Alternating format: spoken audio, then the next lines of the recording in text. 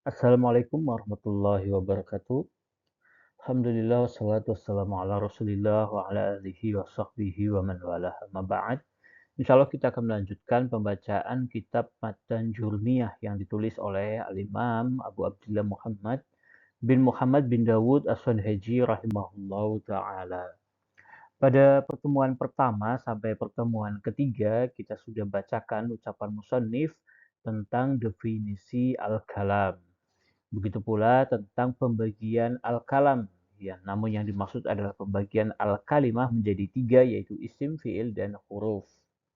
Dan kita sudah bacakan pula ucapan musannif bagaimana kita mengetahui bahwa al-kalimah di dalam susunan kalam itu merupakan isim, yaitu dengan mengetahui tanda-tanda isim, apakah dia dengan khofat, yaitu di kasroh akhirnya, ataukah dengan tanwin, ataukah dengan alif lam, ataukah dengan masuknya salah satu huruf dari huruf-huruf khofat atau dinamakan juga huruf jer, ya. Dan penjelasan pula bahwa huruf qasam itu adalah termasuk huruf khofat. Maka kemudian kita akan masuk ke ucapan musannif berikutnya, yaitu bagaimana kita mengetahui bahwa al-kalimah di dalam susunan bahasa Arab itu merupakan fiil. Ya, maka di sini kita akan pada pertemuan keempat ini kita akan membahas tentang tanda-tanda fiil. Qala al-musannif rahimahullah ta'ala wal fi'lu yu'rafu biqad wasin wasaufa wa ta'it ta'nisi as-sakinah. Dan fiil itu diketahui dengan adanya qad, dengan adanya sin, dengan adanya saufa, dan diketahui fiil itu pula dengan adanya ta'ut ta'nisi as-sakinah. Kita akan bahas masing-masing dari keempat tanda yang disebutkan oleh musannif ini. Yang pertama itu adalah adanya qad. Qad ini bisa masuk kepada fiil madhi dan fiil mudhari. Yang mudahnya, fiil madhi itu adalah kata kerja lampau, fiil mudhari itu yang memiliki arti sedang atau akan terjadi, ya. Nah, qad ini masuk kepada fi'il madhi punya dua makna. Yang pertama itu adalah makna tahqiq untuk penekanan bahwa perbuatan itu memang betul-betul terjadi. Yang kedua maknanya itu adalah takrib, menunjukkan dekatnya waktu terjadinya suatu perbuatan. Contoh qad yang masuk kepada fi'il madhi dan memiliki makna tahqiq adalah firman Allah Ta'ala, A'udzubillahi minasyaitonirrajim, qad aflahal mu'minun. Qad aflahal mu'minun. Sungguh orang-orang yang beriman itu beruntung. Ya, di sini kita lihat bahwa qad ini masuk kepada aflaha. Maka kita bisa pastikan bahwa aflaha ini adalah fi'il, ya, bukan isim, bukan pula huruf. Karena qad itu menjadi salah satu tanda dari tanda-tanda fi'il, ya. Dan ini qad masuk kepada fi'il madhi, artinya itu adalah tahqiq, penekanan, sungguh begitu, ya. Kita mengartikannya dengan demikian. Sungguh orang-orang yang beriman itu beruntung. Itu adalah makna tahqiq. Kemudian qad yang masuk kepada fi'il madhi itu juga memiliki makna takrib. Seperti ucapan seseorang yang mengumandangkan iqamah, qad qamatis shalah, qad qamatis shalah, begitu, ya. Maka di sini kita bisa pastikan bahwa setelah qad ini adalah koma, maka dia pasti berupa fi'il, ya, kan bukan isim, bukan pula huruf. Begitu. Dan qama di sini adalah fi'il madhi dan maknanya itu adalah at-taqrib, menunjukkan makna dekat, sebentar lagi sholat akan ditegakkan. Karena ketika seseorang mengumandangkan iqomah, sholat belum dimulai, sholat belum dilaksanakan, tetapi menunjukkan bahwa sebentar lagi nih, sholat itu akan ditegakkan. Itulah arti makna takrib ketika qad masuk kepada fi'il madhi. Qad itu juga masuk kepada fi'il mudhari dan punya dua makna. Makna yang pertama yaitu menunjukkan makna sering terjadinya perbuatan atau makna taksir, at-taksir, ya.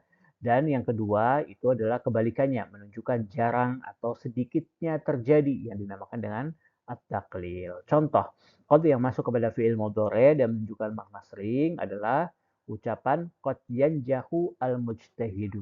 Qad yanjahu al-mujtahidu. Maka di sini kita ketahui bahwa yanjahu ini sebelumnya ada qad, maka yanjahu ini pasti berupa apa?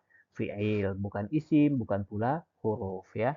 Qad yanjahu al-mujtahidu. Yanjahu ini berhasil atau lulus, al-mujtahidu orang yang bersungguh-sungguh. Maka dari sini ya kita bisa pahami bahwa makna qad yang masuk kepada fi'il mudhari di sini menunjukkan apa? Sering ya, menunjukkan makna at-taktsir. Orang yang rajin itu seringnya berhasil.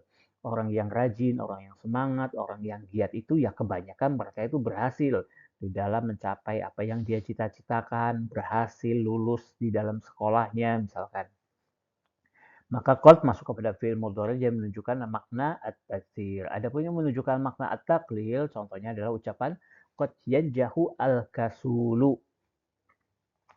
Masih di sini yanjahu, maka kita bisa pastikan bahwa yanjahu ini berupa apa? Dari pembagian tiga al-kalimah, isim, fi'il, atau huruf? Jawabannya tentu fi'il, karena qad ini merupakan tanda fi'il ya, bukan isim, bukan pula huruf. Artinya apa? Artinya al-kasul ini pemalas, orang yang malas. Sehingga apakah orang yang malas itu kebanyakannya berhasil? Tentu tidak. Bukan taksir maknanya, tetapi makna at-taqlil. Pemalas itu, orang yang malas itu sedikit sekali, jarang sekali yang dia itu berhasil. Itu ya. Jadi qad itu masuk kepada fi'il madhi dan fi'il mudhari. Fi'il madhi punya dua makna, tahqiq dan takrib.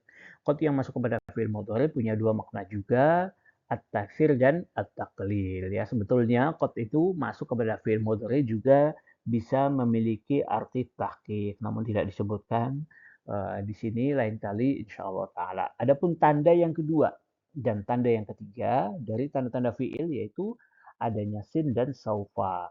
Digabungkan di sini kenapa? Karena sin dan saufa ini keduanya masuk hanya kepada fi'il mudhari saja. Dan maknanya juga sama-sama menunjukkan makna mustakbal atau yang akan datang. Bedanya, sin ini menunjukkan makna yang akan datang tetapi lebih dekat waktunya dibandingkan dengan saufa. Sehingga sin ini dinamakannya dengan al-mustakbal al-qorib, masa depan, masa yang akan datang tetapi lebih dekat waktunya.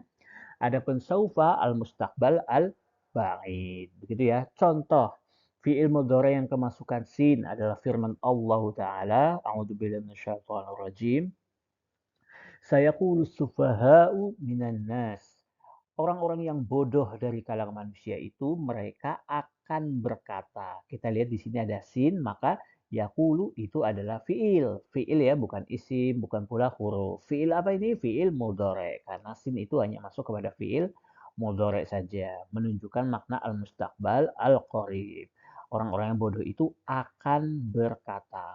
Dan disebutkan pula di dalam ayatnya ya, apa yang mereka katakan yaitu sayaqulu sufaha'u minan nasi mawallahum an qiblatihim allati kanu 'alaiha. Orang-orang yang bodoh dari kalangan manusia itu mereka akan berkata, ada apa dengan mereka ini dengan kaum mukminin yang sholat tiba-tiba mengubah arah kiblatnya ya semula dari Masjidil Aqsa Baitul Maqdis ya Baitul Maqdis kemudian memindahkan kiblatnya ke arah Ka'bah. Ada apa ini? Ada apa? Jangan apa kiblat yang sebelumnya mereka salah, begitu ya. Demikian ucapan orang-orang kafir dari kalangan Yahudi itu dalam surat Al-Baqarah ayat 142. Yang menjadi syahid di sini adalah bahwa yaqulu itu merupakan fi'il mudhari. Taunya dari mana? Kemasukannya sin ya yang merupakan tanda fi'il. Contoh yang berikutnya adalah sayadhabu Zaidun ila Jakarta. Zaid akan pergi ke Jakarta. Maka kita lihat di sini ada sin. Yadhabu bisa kita pastikan dia itu adalah fi'il ya, bukan isim, bukan huruf. Fi'il apa itu? Fi'il mudhari. Kenapa? Karena sin hanya masuk kepada fi'il mudhari ya. Zaid akan pergi ke Jakarta. Kapan Zaid perginya akan ke Jakarta? Ya akan datang, tetapi tidak terlalu lama lah dari ucapan ini. Bisa sore, bisa nanti sore, bisa besok ya, bisa lusa, tetapi dalam waktu yang dekat, tidak terlalu lama. Itu adalah sin. Adapun saufa, dia masuk kepada fi'il mudhari menunjukkan makna mustakbal tetapi lebih jauh terjadinya sehingga dinamakan al-mustaqbal al-ba'id. Contohnya adalah firman Allah Ta'ala, A'udzubillahi minasyaitonirrajim, kalla saufa ta'lamun. Kita lihat di sini, ta'lamun, kita bisa pastikan bahwa dia itu merupakan apa? Fi'il, karena kemasukan tanda fi'il yaitu saufa. Dan ini makna mustakbal yang menunjukkan jauh ya. Kita mengertikannya sekali-kali tidak kelak. Nah, kelak ini kan masa yang akan datang dan waktunya dia itu lebih jauh dibandingkan yang sin kita artikan akan ya. Sekali-kali tidak kelak kalian akan mengetahui.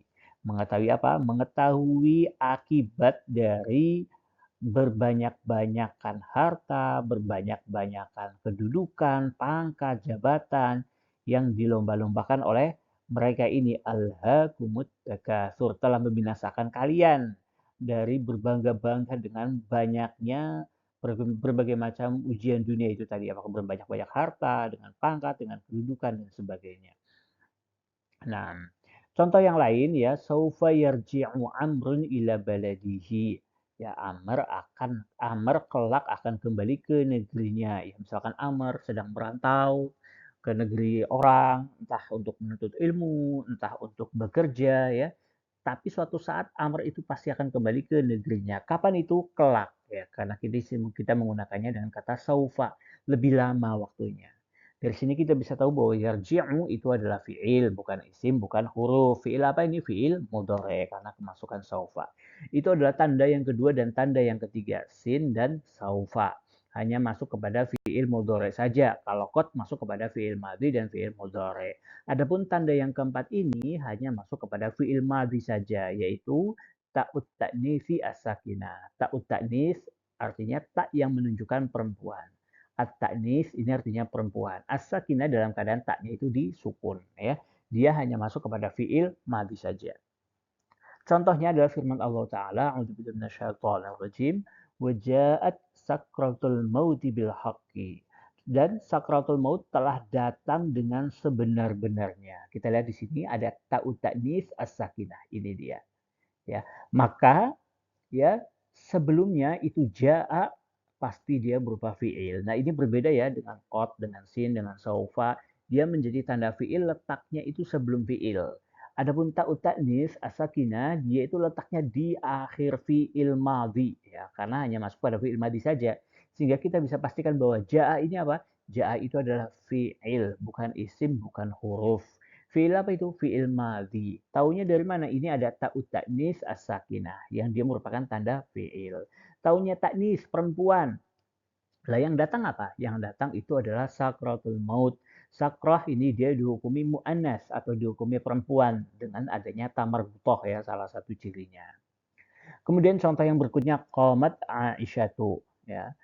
Qamat Aisyatu ini ada ta'ut ta'nis as-sakinah. Maka yang sebelumnya itu apa? Qoma pasti kita bisa pastikan bahwa dia itu apa? Fi'il, bukan isim, bukan huruf ya. Dia merupakan fi'il dan menunjukkan perempuan. Dan memang siapa yang berdiri? Yang berdiri itu adalah Aisyah. Ta'ut ta'nis as-sakinah di dalam keadaan disukun. Contoh yang lain, najahatut thalibatu, para pelajar itu telah lulus. Ini ada ta'ut ta'nis di sini ya.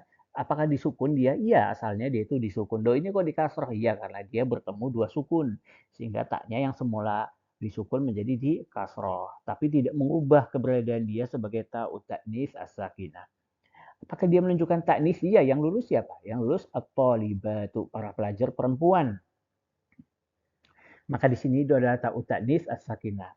Namun yang menjadi syahid adalah bahwa tak ini merupakan tanda fiil. Sehingga mana fiilnya? Najaha. Najaha itu bukan isim, bukan huruf, tetapi dia berupa fiil. Sampai sini jelas ya. Kita sudah sebutkan bahwa tanda-tanda fiil yang disebut oleh musannif itu ada 4. Yang pertama qad, yang kedua sin, yang ketiga saufa, yang keempat ta'ut ta'nis as-sakinah. Qad masuk kepada fiil madhi dan fiil mudhari, sin saufa masuk kepada fiil mudhari saja. Kemudian ta'ut ta'nis masuk kepada fi'il madhi saja. Ya, ada fi'il madhi, ada fi'il mudhari. Memang fi'il itu ada berapa? Insya Allah pada pertemuan berikutnya kita akan bahas tentang pembagian fi'il ya. Ini sekilas saja bahwa fi'il itu ada 3, fi'il madhi, fi'il mudhari, dan fi'il amr. Fi'il madhi tandanya ada, fi'il mudhari tandanya juga ada. Lalu apa tanda fi'il amr? Ini juga akan kita bahas pada pertemuan berikutnya insya Allah ta'ala. Mungkin sampai di sini dulu, kurang lebihnya mohon maaf. Wallahu ta'ala alam. Subhanakallahumma wa bihamdik. Asyhadu an la ilaha illa anta astaghfiruka wa atubu ilaik. Wassalamualaikum warahmatullahi wabarakatuh.